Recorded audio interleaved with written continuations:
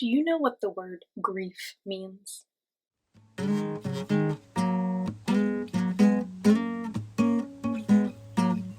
friends, this is A here.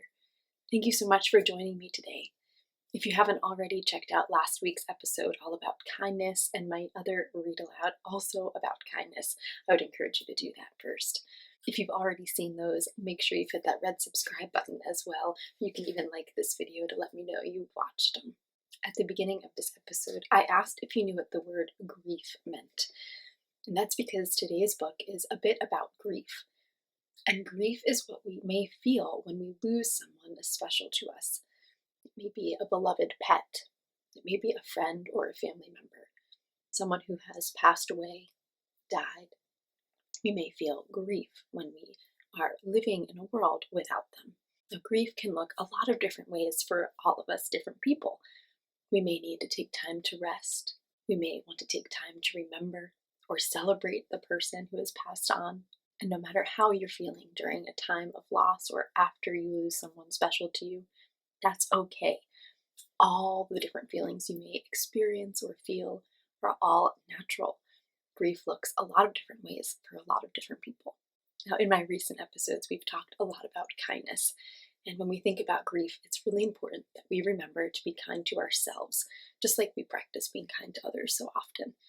And so if you needed that reminder today, or if you need it tomorrow, I'm here to say it's okay to feel whatever you're feeling and to be kind to yourself and give yourself some space to feel those things. There's also a really important day coming up called Children's Grief Awareness Day. And it helps people realize that we all experience grief, even children. And like I said, grief can look different for each person since we're all different. And today I wanted to share a book with you that really connected with me and how I might be feeling sometimes when I experience grief. And I wanted to thank the author, Hendriks, who connected with me to share her beautiful story. She reached out from halfway around the world, and I'm so glad that Karen has written this book and is allowing me to share it with you. Be sure to check out Karen's website, which I've linked in the description of this video, so you can get your own copy of this book or see any of the other beautiful books that she's written. Without further ado, let's read Feathers. As I mentioned, Feathers was written by Hendriks, with illustrations by Kim Fleming. Oh, and I love this page. There are a bunch of different feathers with labels of what type of bird they belong to. Feathers. To Frank and Lauren and Adam, for always believing in me, every minute of every day. And for anyone who has lost someone, they are always with you. For my parents, with love. Feathers! I yell, running on the grass. I have to be quick. There's some, Dad says. The wind steals them before I can catch them. They're only feathers, Dad says. They're dream catchers, I say. I love feathers, all soft and downy, like little clouds. Mom always said, feathers help you capture good dreams and keep the bad ones away. If I can catch a feather, I'll have dreams of her.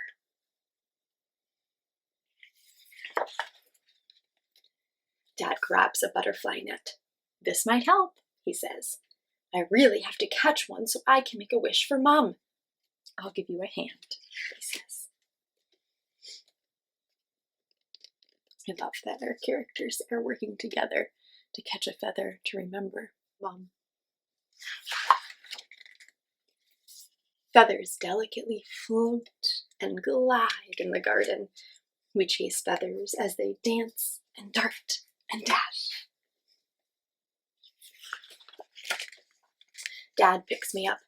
I'm about to grab one that's hovering high in the brilliant sky, but the feather's softness slips away.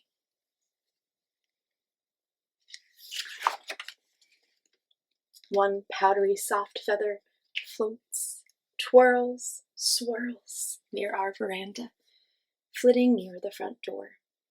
Dad and I step inside, and the feather gently drifts in. It floats lightly in the hallway, twisting and turning. The feather slowly slides down to the floor.